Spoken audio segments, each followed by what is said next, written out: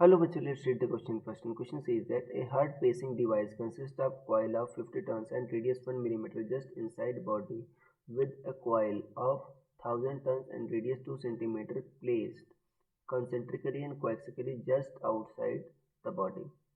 Calculate average induced EMF in internal coil if current of 1 ampere in external coil collapses in 10 millisecond. तो student सबसे पहले आपको समझना होगा कि कंसेप्ट क्या यूज हो रहा है इसमें. So key concept is Faraday's law.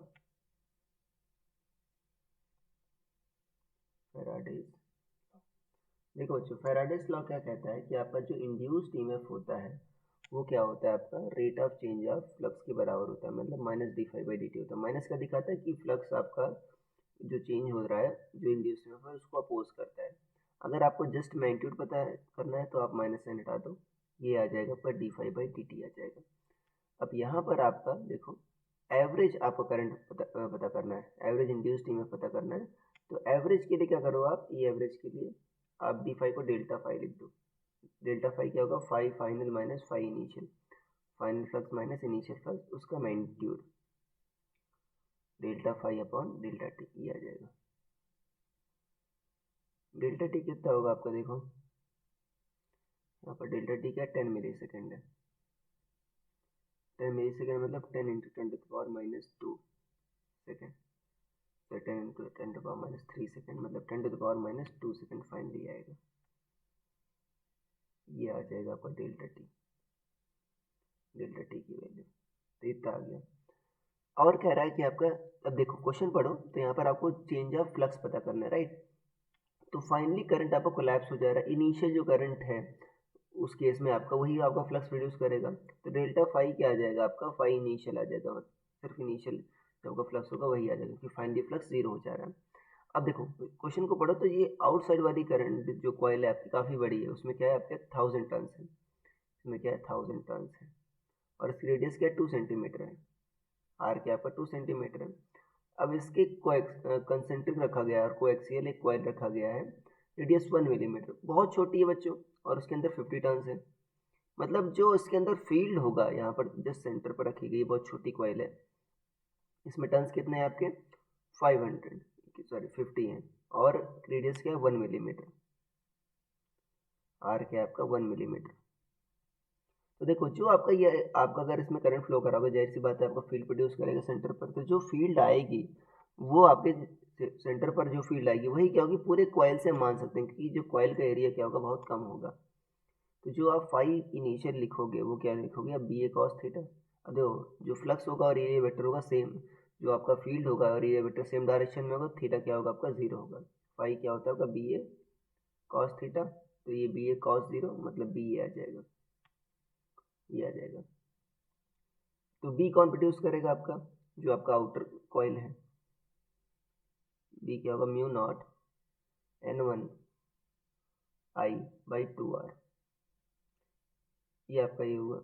और देखो यहाँ पर देखो एन बी ए होगा, क्यों, एन क्या है आपका number of turns in outer coil, या इसको एन टू कहते हो आप, क्योंकि आपका बाहर वाली कॉइल में एक टर्न नहीं है, सिर्फ आपके 50 टर्न, ठीक है ना, 50 टर्न से, तो आपको एन टू से भी मल्टीप्लाई करना होगा. इंटू ए क्या होगा आपका पाई आर स्क्वायर, ये होगा पाई इंटू आर क्या है जो आपका इंटरनल कॉइल है 10⁻³ मीटर, इसका होल स्क्वायर, ये होगा. तो ये आपका फाई इनिशियल आ गया. तो यहाँ पर बच्चों आप सबकी वैल्यू रखनी होगी. देखो म्यू नॉट की वैल्यू क्या होती है 4 पाई इंटू 10⁻⁷. एन वन क्या है आपका, एन वन है आपका 1000 टर्न्स 10⁻3.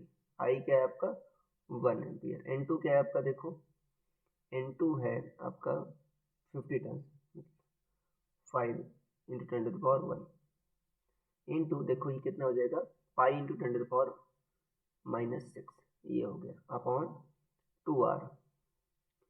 आर क्या 2 सेंटीमीटर मतलब 2 इंटू 10 अच्छा आपका -2 है, ये है आपका. तो ये आपका आ गया. अगर इसको सॉल्व करोगे देखो तो कितना आ जाएगा 4 पाई, देखो ये 2 कितना हो गया आपका 4, कैंसिल कर दिया इसको, और -2 देखो ऊपर जाएगा क्या हो जाएगा ये आपका -4 हो जाएगा. यहाँ पर देखो तो ये हटा कर क्या कर दो आप 4 कर दो आप। और देखो 314 आ गया, 4 और -4 भी क्या होंगे आपकी, 4 - 4 10 to power 0, तो ये भी हट गया।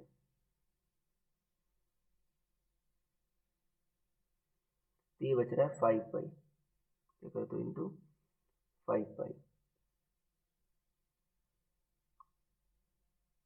ये आ गया। अब देखो कितना आ गया आपका